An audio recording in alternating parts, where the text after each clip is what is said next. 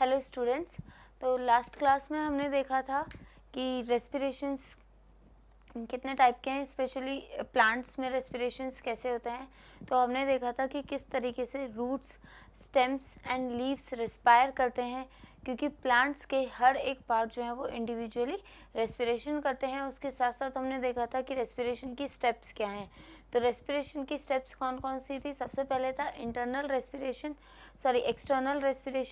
External respiration में क्या होता है, जब गैसेस का एक्सचेंज एनवायरनमेंट या फिर सराउंडिंग और ऑर्गेनिज्म के बीच में हो तो उसे एक्सटर्नल रेस्पिरेशन कहते हैं। और नेक्स्ट बात करते हैं इंटरनल रेस्पिरेशन की। तो जब गैसेस का एक्सचेंज ऑर्गेनिज्म के ऑर्गेन और सेल्स, टिश्यूज और ब्लड के बीच में होता है, उसे हम क्या कहते हैं? Internal respiration. फिर थर्ड स्टेप था उसमें सेल्यूलर रेस्पिरेशन। तो सेल्यूलर रेस्पिरेशन में हमने देखा था कि फूड किस तरीके से ऑक्सीडाइज होता है, ब्रेक होता है इन प्रेजेंस ऑफ ऑक्सीजन। अब बात करते हैं रेस्पिरेशन इन प्लांट्स की। तो रेस्पिरेशन इन प्लांट्स में हमने 3 डिफरेंट वेज देखे थे। एक देखा था रूट्स में। अगर यंग रूट की बात करें तो यंग रूट में कुछ रूट हेयर प्रेजेंट होते हैं जो कि मिनरल और वाटर अब्जॉर्प्शन के साथ साथ गैसेस को भी अब्जॉर्ब करने में, गैसेस के एक्सचेंज में हेल्प करते हैं।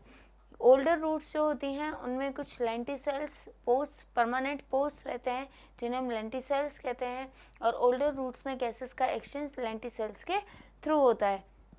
फिर हमने बात की किस तरीके से स्टेम में रेस्पिरेशन होता है। तो स्टेम में जो है, अगर हम यंग स्टेम्स की बात करें जो कि हर्बेशियस प्लांट्स में होती हैं, तो उनमें कुछ टाइनी पोर्स होते हैं जिन्हें हम स्टोमेटा कहते हैं, उनके थ्रू होता है। एंड उसके साथ साथ जो हार्ड वुडी स्टेम्स होती हैं उनमें जो परमानेंट पोर्स होते हैं, लेंटिसेल्स, उनके थ्रू गैसेस का एक्सचेंज होता है।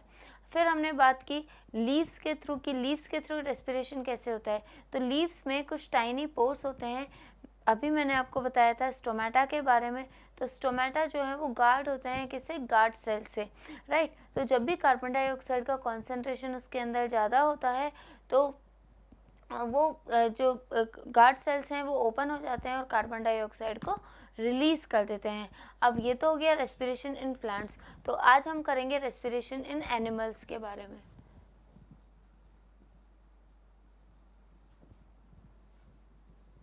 Respiration in animals. Okay, so respiration in animals, कई सारे एनिमल्स हैं। कुछ एक्वाटिक एनिमल्स हैं, कुछ टेरेस्ट्रियल एनिमल्स हैं, कुछ एम्फीबियंस भी हैं जो हमने लास्ट चैप्टर के लेक्चर्स में पढ़े थे कि अडेप्टेशन जो है एक पर्टिकुलर ऑर्गेनिज्म जिस हैबिटेट में रहता है उसके अकॉर्डिंग होते हैं। तो रेस्पिरेशन भी जो है ऑर्गेनिज्म, एनिमल जिस सराउंडिंग में रहता है, जिस एनवायरनमेंट में रहता है, कहीं ना कहीं सराउंडिंग में, एनवायरनमेंट में किस तरीके से उन्हें सर्वाइव करना है, तो रेस्पिरेशन भी उसके बेस पे डिफरेंट टाइप्स के होते हैं। तो सबसे पहले हम बात करते हैं types of respiration.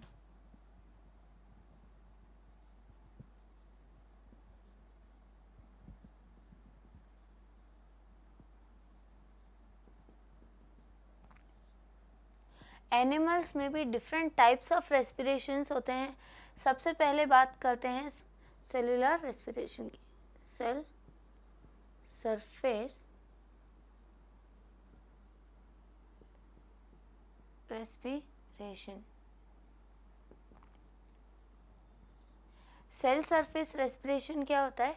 Cell surface respiration में जो पर्टिकुलर ऑर्गेनिज्म होते हैं वो अपने सेल बॉडी का जो सरफेस होता है, उनकी बॉडी का जो सरफेस होता है उससे रेस्पायर करते हैं, उससे गैसेस का एक्सचेंज होता है। और ये बेसिकली होता है जो भी यूनिसेलुलर ऑर्गेनिजम्स होते हैं जैसे कि अमीबा एंड पैरामीशियम। तो दे रेस्पायर through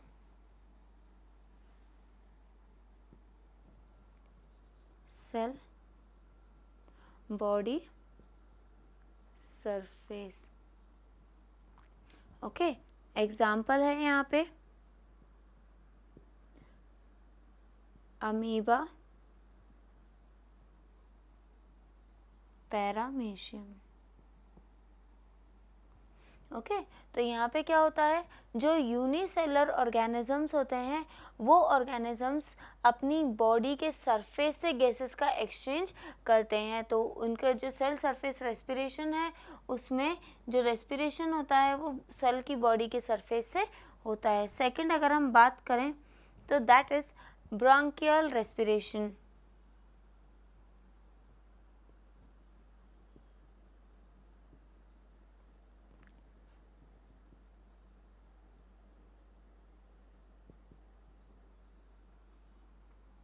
अगर हम ब्रोंकियल रेस्पिरेशन की बात करें तो ब्रोंकियल रेस्पिरेशन में जो ऑर्गेनिजम्स होते हैं वो गिल्स के थ्रू रेस्पायर करते हैं। जो रेस्पिरेटरी ऑर्गन होता है इसमें गिल्स होता है और वो गिल्स के थ्रू रेस्पायर करते हैं। Respire through gills. ओके तो यहाँ पे जो ब्रोंकियल रेस्पिरेशन है इसमें जो ऑर्गेनिजम्स हैं वो गिल्स के थ्रू रेस्पायर करते हैं। तो इसमें बेस्ट एग्जांपल है फिश। अगर हम थर्ड की बात करें तो that is cutaneous respiration.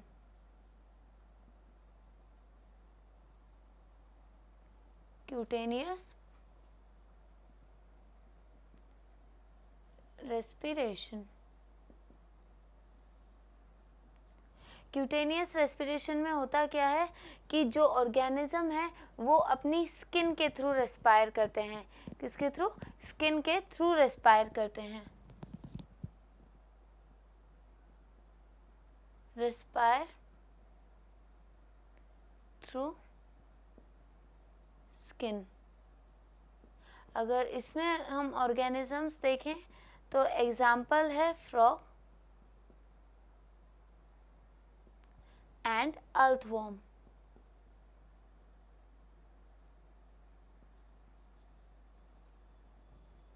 Okay तो क्यूटेनियस रेस्पिरेशन में क्या है, क्यूटेनियस का मतलब है स्किन, और इस रेस्पिरेशन में जो ऑर्गेनिज्म है वो स्किन के थ्रू रेस्पायर करते हैं। तो जो फ्रॉग है वो भी स्किन के थ्रू रेस्पायर करता है, साथ के साथ जो अर्थवॉर्म है वो भी स्किन के थ्रू रेस्पायर करता है। तो इसमें जो रेस्पिरेटरी ऑर्गन है वो स्किन है। नेक्स्ट अगर हम रेस्पिरेटरी टाइप्स ऑफ रेस्पिरेशन की बात करें तो that is tracheal respiration.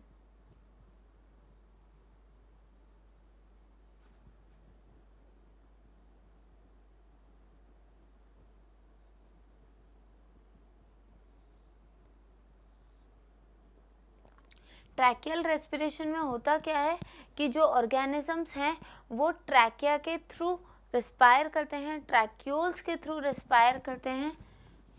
Organisms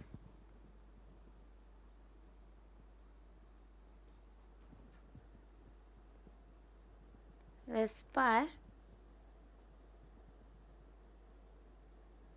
through trachea and tracheoles. तो यहाँ पे जो ऑर्गेनिज्म है वो किसके थ्रू रेस्पायर करता है? ट्रैकिया एंड ट्रैक्यूल्स के थ्रू। अगर इस पे हम बेस्ट एग्जांपल लें तो दैट इज इंसेक्ट। अगर नेक्स्ट रेस्पिरेशन की अगर हम बात करें टाइप्स ऑफ रेस्पिरेशन की तो that is pulmonary respiration.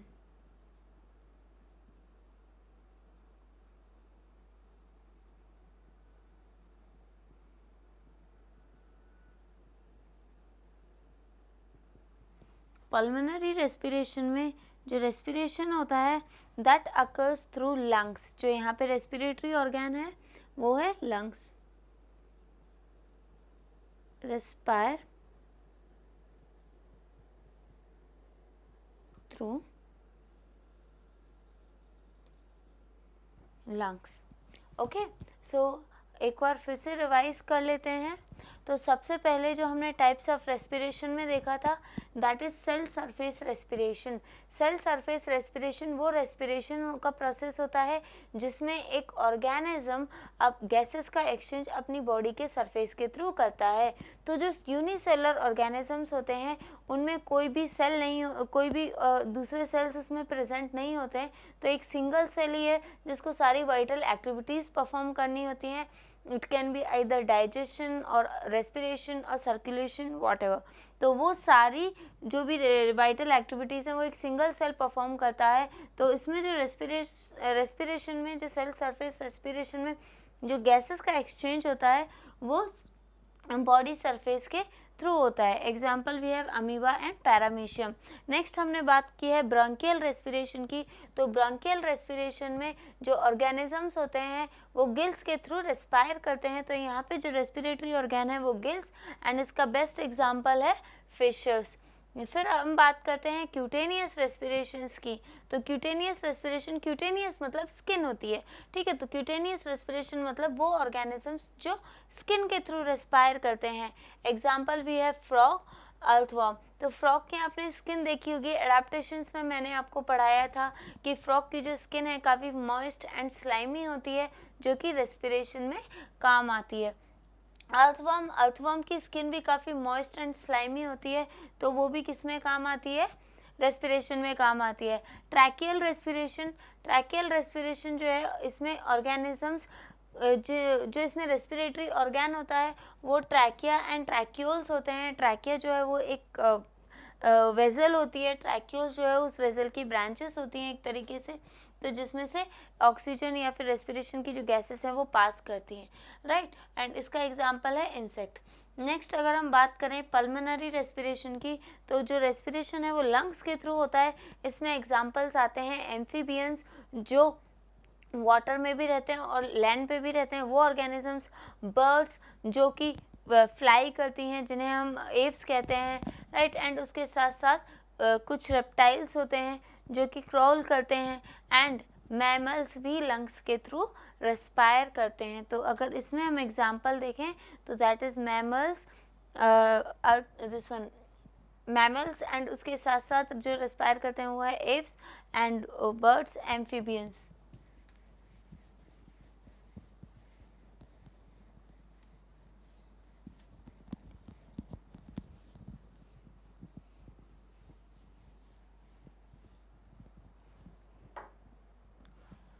Okay, so example है यहाँ पे एव्स जिन्हें हम बर्ड्स कहते हैं, एम्फीबियंस,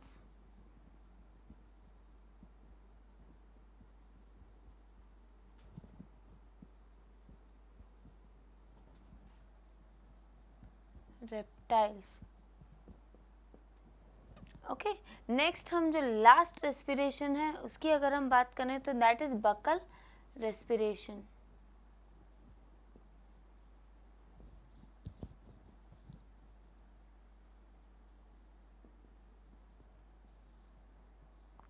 बकल रेस्पिरेशन क्या है?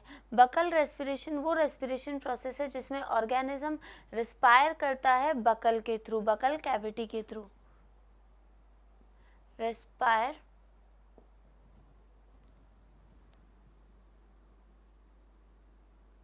थ्रू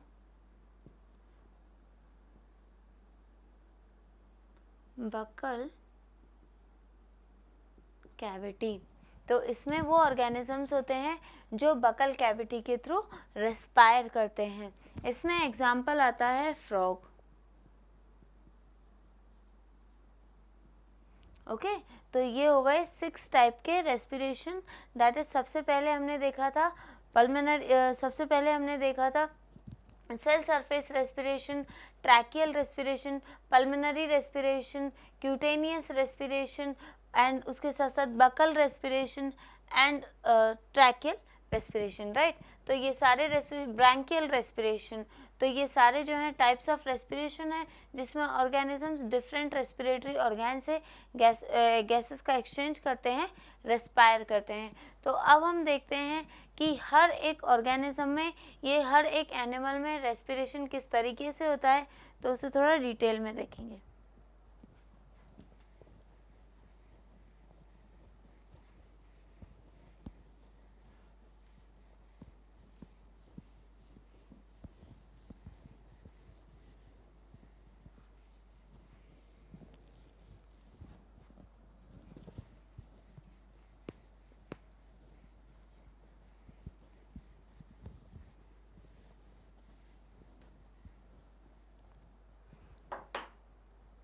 ओके तो अब हम देखते हैं रेस्पिरेशन इन एनिमल्स। तो सबसे पहले अगर रेस्पिरेशन होता है तो उसके कुछ इंपॉर्टेंट कैरेक्टरिस्टिक्स होते हैं। रेस्पिरेटरी ऑर्गन के एक स्पेशल कुछ कैरेक्टरिस्टिक्स होने चाहिए जिसकी वजह से वहाँ पे रेस्पिरेशन पॉसिबल हो। तो सबसे पहले हम देखते हैं important characteristics of respiration.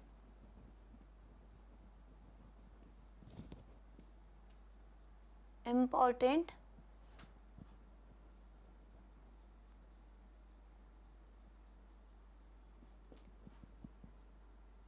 characteristics of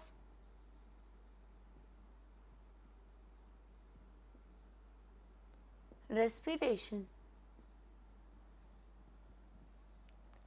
तो ऐसे क्या कैरेक्टरिस्टिक्स हैं, ऐसे क्या फीचर्स हैं जो रेस्पिरेशन के लिए बहुत ज़रूरी हैं। एक रेस्पिरेटरी ऑर्गन को इतने ज़्यादा इम्पोर्टेंस क्यों दी गई है एक रेस्पिरेशन परफॉर्म करने के लिए।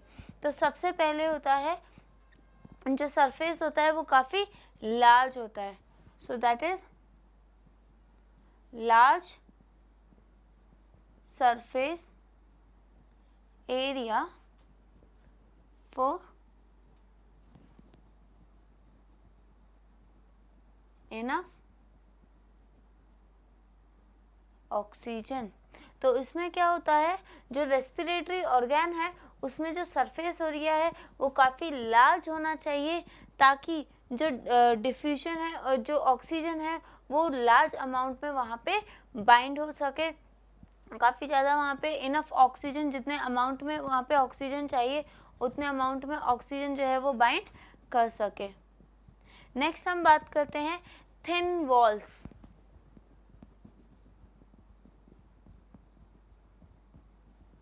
Thin walls for easy diffusion and gases exchange।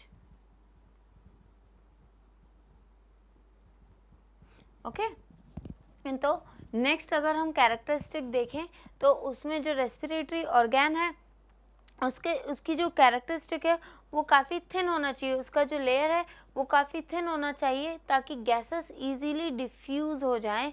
मैंने आपको बताया था डिफ्यूजन का मतलब क्या है।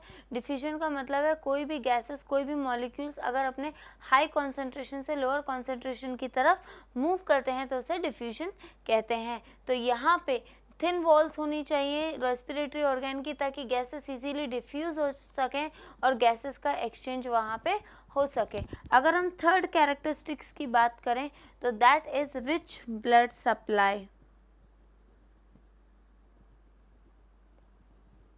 Rich blood supply for transport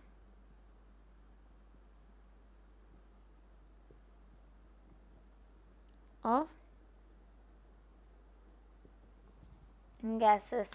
okay so यहाँ पे क्या है, एक तो कुछ इंपॉर्टेंट कैरेक्टरिस्टिक्स होनी चाहिए रेस्पिरेशन की। तो वो इंपॉर्टेंट कैरेक्टरिस्टिक्स क्या है, एक तो रेस्पिरेटरी ऑर्गन में काफ़ी लार्ज सरफेस एरिया होना चाहिए ताकि इनफ अमाउंट ऑफ ऑक्सीजन उसमें आ सके, उसमें उसको बाइंड कर सके। उसके साथ साथ उसकी जो रेस्पिरेटरी ऑर्गन की जो वॉल्स हैं वो काफ़ी थिन होनी चाहिए ताकि डिफ्यूजन इजीली हो सके, गैसेस का एक्सचेंज इजीली हो सके। Next is rich blood supply. तो आपको पता है कि ब्लड जो है वो गैसेस को कैरी करता है, तो अगर ब्लड सप्लाई बहुत ज़्यादा है, काफ़ी अच्छा है, तो इतने ही ज़्यादा अमाउंट में ऑक्सीजन जो है वो बाइंड करेगा ब्लड सेल्स को और वो एक जगह से दूसरी जगह ट्रांसपोर्ट हो पाएगा। तो रिच ब्लड सप्लाई होना चाहिए ताकि इनफ अमाउंट ऑफ ऑक्सीजन या फिर जो गैसेस हैं वो इजीली ट्रांसपोर्ट हो सकें।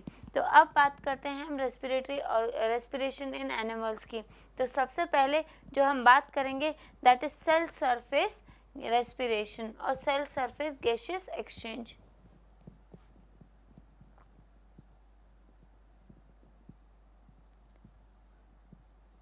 respiration in animals।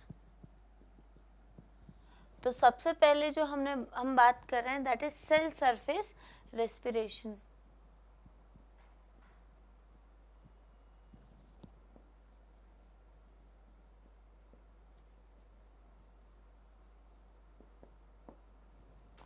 ओके अब सेल सरफेस रेस्पिरेशन में आपको बोला था कि इसमें बॉडी सरफेस जो है उसके थ्रू गैसेस का एक्सचेंज होता है।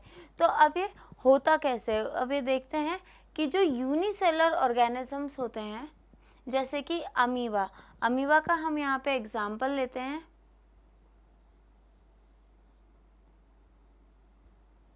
ओके तो यूनिसेलर सरफेस जो है, यूनिसेलर जो ऑर्गेनिजम्स हैं इनके सिंगल सेल होता है, एक ही सेल होता है। तो वो सेल का जो बॉडी सरफेस है, आपको मैंने बताया था कि वॉल्स जो है वो काफ़ी थिन होनी चाहिए।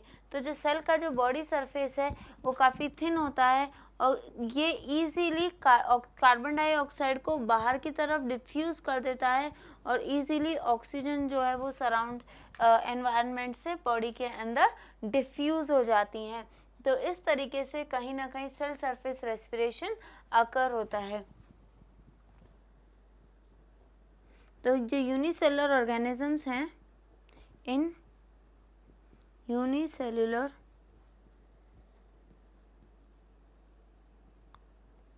organisms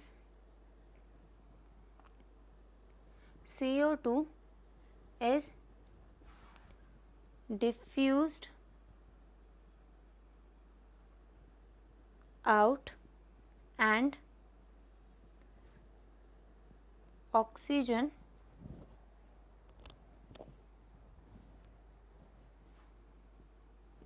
is taken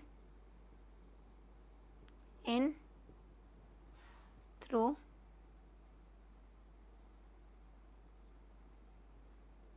body surface। तो यहाँ पे क्या होता है, यूनिसेलुलर ऑर्गेनिजम्स में कार्बन डाइऑक्साइड इजीली बॉडी से बाहर डिफ्यूज़ हो जाती है और ऑक्सीजन इजीली बॉडी के अंदर इनटेक कर लेता है, डिफ्यूज़ हो जाता है, ताकि किसके थ्रू, बॉडी सरफेस के थ्रू, राइट। सो ये हो गया यूनिसेलुलर ऑर्गेनिजम्स की। नेक्स्ट हम बात करते हैं कुछ multi cellular organisms. Multi cellular organisms जैसे कि हम बात करते हैं पॉरीफेरा की और सीलेंटरेट की। ओके नेक्स्ट हम बात करते हैं मल्टी सेलुलर ऑर्गेनिज्म जैसे कि पॉरीफेरा एंड सीलेंटरेट। तो पॉरीफेरा में क्या होता है, बॉडी सरफेस के थ्रू ही इजीली गैसेस जो हैं वो एक्सचेंज होती हैं क्योंकि वो वाटर में रहते हैं। तो आपको मैंने प्लांट्स में कुछ अडेप्टेशंस बताया था कि प्लांट्स जो वाटर में रहते हैं उनकी बॉडी सरफेस ही सारे न्यूट्रिएंट्स और मिनरल्स को अब्जॉर्ब कर लेती है क्योंकि वो पूरे टाइम वाटर के कांटेक्ट में रहते हैं। तो यहाँ पे भी कुछ मल्टी सेलुलर ऑर्गेनिजम्स जैसे कि Porifera and Coelenterata in multicellular organisms such as porifera and coelenterata gases exchange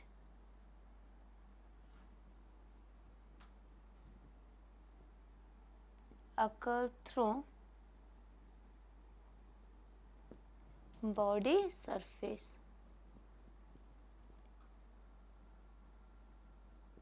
तो यहाँ पे क्या होता है, जो मल्टी सेलर ऑर्गेनिजम्स होते हैं उनमें भी गैसेस का एक्सचेंज बॉडी सरफेस के थ्रू होता है, लेकिन वो कुछ ही होते हैं, जैसे कि सीलेंटेरेट्स एंड पोरीफेरा, राइट। ये तो हो गया सेल सरफेस रेस्पिरेशन। नेक्स्ट हम बात करते हैं बकल रेस्पिरेशन की।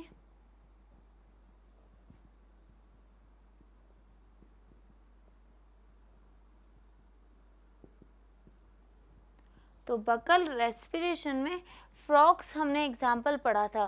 तो फ्रॉग्स का जो माउथ है, जो नॉस्ट्रल है, दोनों का कॉमन पाथवे है, और दोनों जो है, जो बकल कैविटी है वो स्टोमक के साथ साथ किसमें ओपन होती है, लंग्स में ओपन होती है। तो कहीं ना कहीं जो ये फ्रॉग है ये भी अपने माउथ से, अपनी बकल कैविटी से रेस्पायर करता है।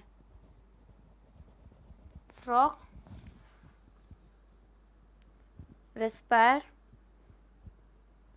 थ्रू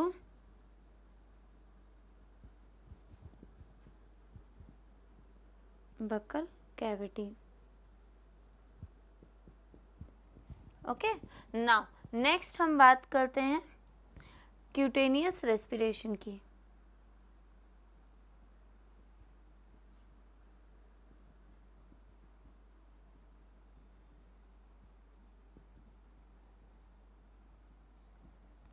क्यूटेनियस रेस्पिरेशन में हमने एग्जाम्पल देखा था फ्रॉग एंड अर्थवॉर्म। तो इनकी स्किन जो है वो काफ़ी स्लिमी होती है, स्लाइमी होती है, काफ़ी मॉइस्ट होती है। तो वो वाटर के अंदर या फिर जो सॉइल के अंदर जो अर्थवॉर्म प्रेजेंट होती है, काफ़ी थिन, जो इनकी जो स्किन है वो काफ़ी थिन होती है, काफ़ी थिन लेयर उसकी इनकी स्किन का होता है, जिसके थ्रू इजीली गैसेस जो है वो एक्सचेंज हो सकती हैं, इजीली गैसेस डिफ्यूज़ हो जाती हैं।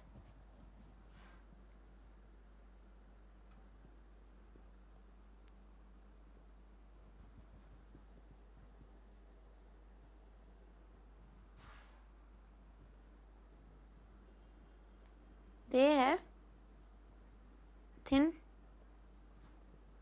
and moist skin.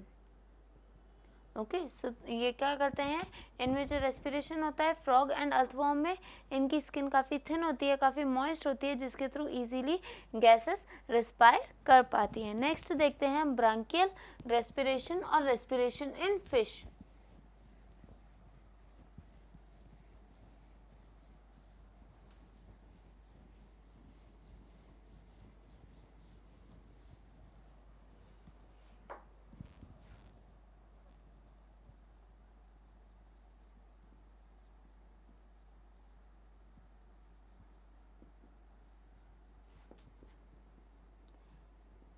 Respiration in fish. तो फिश में आपको पता है कि कुछ गिल्स प्रेजेंट होते हैं। गिल्स जो हैं वो काफ़ी हद तक रिच होते हैं वेजल्स में, ठीक है। ब्लड वेजल्स जो है वो काफ़ी हद तक सप्लाई होता है गिल्स में। तो ये फिशेस क्या करते हैं, जब ये माउथ ओपन करते हैं तो जो पूरा वाटर है, वाटर में ऑक्सीजन डिजोल्व रहता ही है, तो जब वाटर बॉडी के अंदर जाता है माउथ के थ्रू, तो ये उस वाटर को एक्सपेल करती हैं थ्रू गिल्स, राइट। तो कुछ गिल्स प्रेजेंट होती हैं कुछ इस तरीके से। तो ये जो है ये काफ़ी रिच होती हैं किसमें, नर्व्स में, ब्लड वेसल्स में।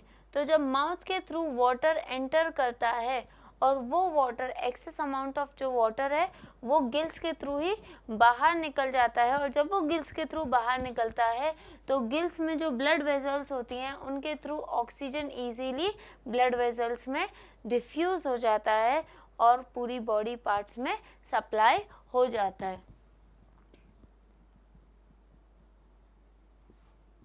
When fish expel water out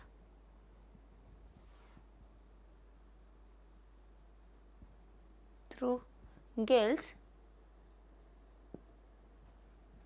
the oxygen easily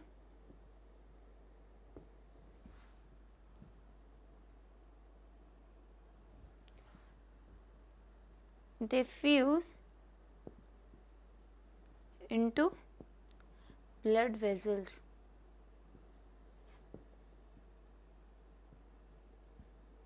Present in gills. तो जब ये वाटर को एक्सपेल करती हैं गिल्स के थ्रू बाहर की तरफ, तो जो ऑक्सीजन है वो वाटर से इजीली डिफ्यूज हो जाता है गिल्स में जो वेसल्स प्रेजेंट होते हैं उनमें, और उन वेसल्स के थ्रू वो पूरी बॉडी में ही डिफ्यूज हो जाता है, पूरी बॉडी में ही स्प्रेड हो जाता है। तो इस तरीके से फिशेस में रेस्पिरेशन होता है। अब हम बात करते हैं रेस्पिरेशन इन इंसेक्ट की। इंसेक्ट में किस तरीके से रेस्पिरेशन होता है, हमने देखा था ट्रैकियल रेस्पिरेशन और रेस्पिरेशन इन इंसेक्ट कि वो किस तरीके से रेस्पायर करते हैं।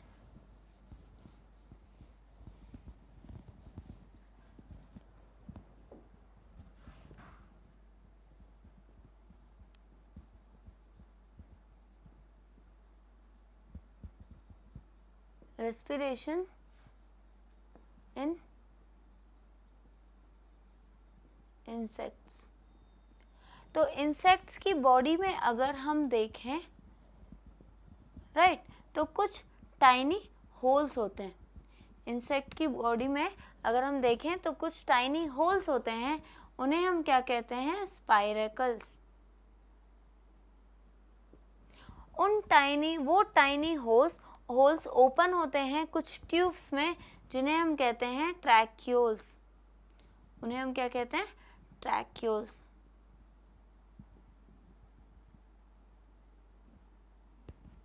और सारे ट्रैक्यूल्स मिलके एक वेसल में ओपन होते हैं जिसे हम कहते हैं ट्रैकिया।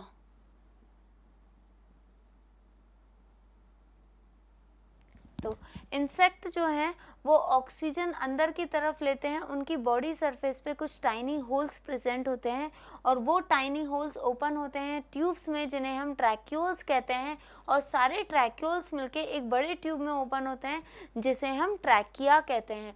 तो यहाँ पे क्या होता है, ये उस स्पाइरेकल्स के थ्रू ऑक्सीजन को अंदर लेते हैं और ऑक्सीजन जो है वो ट्रैक्यूल्स के थ्रू ट्रैकिया में सप्लाई हो जाता है, और बॉडी से जो कार्बन डाइऑक्साइड प्रोड्यूस होता है वही उस रिवर्स रिएक्शन में ट्रैकिया और फिर ट्रैकिया के बाद में ट्रैक्यूल्स, ट्रैक्यूल के बाद में स्पाइरेकल्स के थ्रू बाहर निकल जाता है। ठीक है, तो अगर हम इसका रेस्पिरेशन इन इंसेक्ट का फ्लो देखें तो सबसे पहले ऑक्सीजन जो है वो एंटर करेगी स्पाइरेकल्स में, स्पाइरेकल्स से जाएगा ट्रैक्यूल्स में, ट्रैक्यूल से जाएगा ट्रैकिया में, ट्रैकिया से बॉडी पार्ट्स।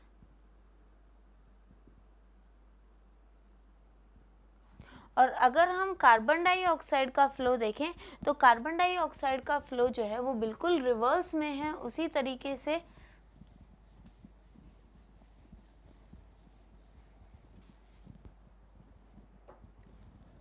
कार्बन डाइऑक्साइड सबसे पहले बॉडी पार्ट से बाहर जाएगी,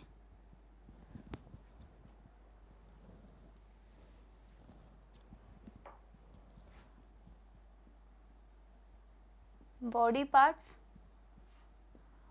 पार्ट से ट्रैकिया, ट्रैकिया से ट्रैक्यूल, ट्रैक्यूल से स्पाइरेकल्स, स्पाइरेकल से आउट। तो ओके, तो रेस्पिरेशन इन इंसेक्ट कैसे होता है, इंसेक्ट ऑक्सीजन लेते हैं स्पाइरेकल्स के थ्रू, जो उनकी बॉडी पे टाइनी पोर्स होते हैं उन्हें स्पाइरेकल्स कहते हैं। स्पाइरेकल से ऑक्सीजन जाता है ट्रैक्यूल्स में, सारे ट्रैक्यूल्स मिलकर ट्रैकिया में ओपन होते हैं और ट्रैकिया से ऑक्सीजन डिफ्यूज हो जाता है, स्प्रेड हो जाता है पूरी बॉडी में। एंड उसके साथ साथ जो कार्बन डाइऑक्साइड प्रोड्यूस होती है वो फिर उसके रिवर्स में ही आती है। सबसे पहले बॉडी पार्ट से आती है ट्रैकिया में, ट्रैकिया से ट्रैक्यूल, ट्रैक्यूल से स्पाइरेकल्स और स्पाइरेकल से कार्बन डाइऑक्साइड जो है वो बाहर निकल जाती है।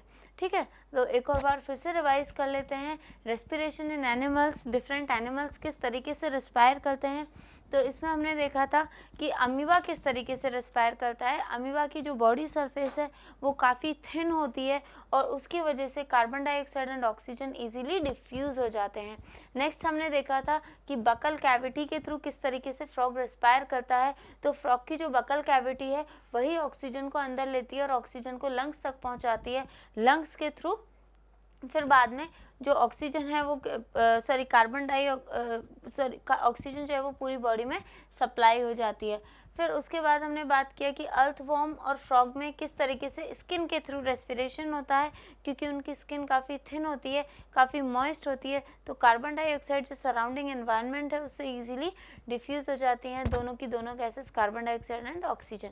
फिर हमने देखा फिश में किस तरीके से रेस्पिरेशन होता है। तो फिश में जो गिल्स हैं वो गिल्स काफ़ी रिच होती हैं ब्लड वेजल्स में।